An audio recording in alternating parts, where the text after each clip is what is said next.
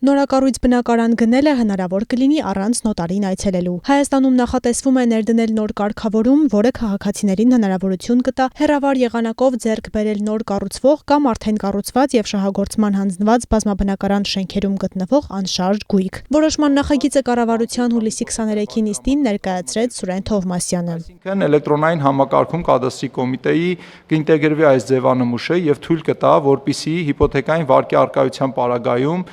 գնորդը, վաճառողը եւ բանկը էլեկտրոնային համակարգի մեջ կնքեն վավերացնեն այն պայմանագիրը, որը հիմք կդառնա իրավունքի պետական գրանցման համար եւ սեփականատիրոջից, այսինքն կառուցապատողից սեփականության իրավունքը կփոխանցի հիպոթեկային վարկավորմամբ ձեռք բերողին, ով որ կարող է այս պայմանագիրը վավերացնել թե Հայաստանում, թե Հայաստանի սահմաններից դուրս։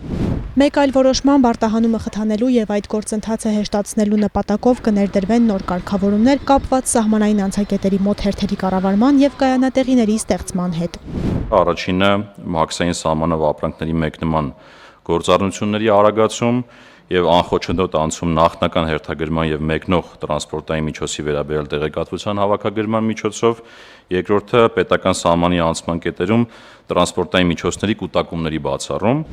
Կուտակային կայանատեղիներ կլինեն Բագրատաշենի եւ Ագարակի մաքսային անցակետերի հարակից տարածքներում։ Պետական եկամուտների կոմիտեի նախագահ Էդուարդ Հակոբյանի խոսքով նախագծով սահմանվում են հետեւյալ պահանջները։ Կայանատեղի համար մինչև 20 կիլոմետր հեռավորության պահանջ է դրվում, 3000 քառակուսի մետր տարածքով, իր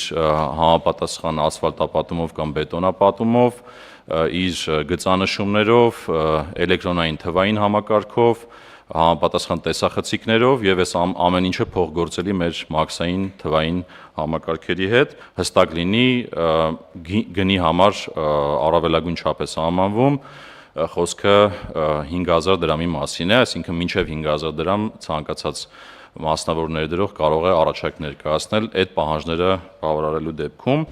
Շիրակի մարզի Ախուրյան համայնքի Մարմաշեն գյուղում 0.52 հեկտար մակերեսով համայնքային հողամասը ուղղակի վաճառքով կտրամադրվի Գյումրիի տեղեկատվական տեխնոլոգիաների կենտրոն գիտակրթական հիմնադրամին։ Տարածքային կառավարման եւ ենթակառուցվածքների նախարար Դավիթ Խուդաթյանը ներկայացրեց նախագիծը։ Հիմնադրամը նախատեսում է իրականացնել տվյալ տարածքում բարեգործական ծրագիր, մասնավորապես կանաչ տեխնոլոգիաների հաբի հիմնում,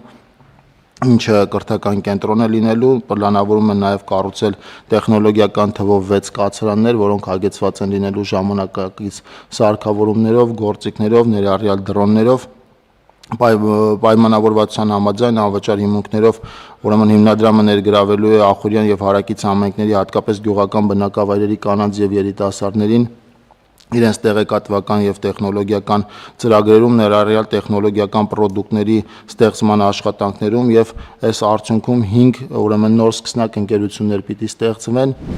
Տրանսպորտով կապահովվեն այն մարդիկ, որոնք իրենց բնակավայրից պիտի տեղափոխվեն կրթական կենտրոն։ Ծրագրի ավարտը նախատեսված է մինչև 2028 թվականի դեկտեմբերի 31-ը, ներդրումը կկազմի շուրջ 100 միլիոն դրամ։ Աննա Մելքումյան, Սյունիք լուրեր։